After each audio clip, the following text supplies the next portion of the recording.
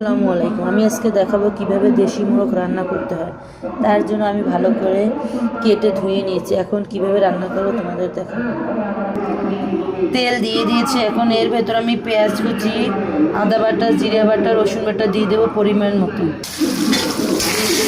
এটাকে ভালো করে আমি ভেজে নিয়েছি। এখন এর ভেতর আমি এলাচ, দারচিনি, তেজপাতা দিয়ে দেবো পরিমাণ মতো।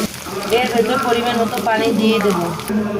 হলুদের গুঁড়া, মরিচের গুঁড়া, লবণ দিয়ে দেবো পরিমাণ মতো। 5 মিনিট ভালো করে কষিয়ে নেব। মশলা কষানো শেষ। এখন এর ভেতর আমি মাংসগুলো দিয়ে দেব।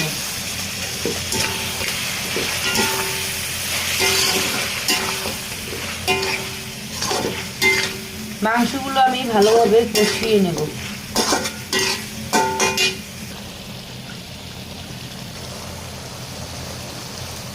পরিমাণ মতো পানি দিয়ে দেবো রান্না করার জন্য।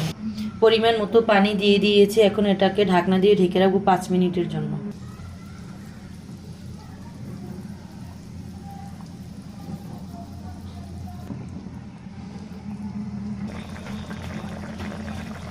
এর ভেতর আমি টালা জিরার গুঁড়ো পরিমাণ মতো দিয়ে দেব।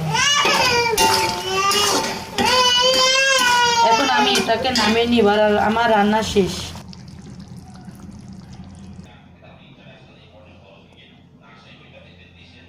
আমার রান্না ভালো লাগলে লাইক করুন, শেয়ার করুন, চ্যানেলটাকে সাবস্ক্রাইব করুন। আসসালামু আলাইকুম।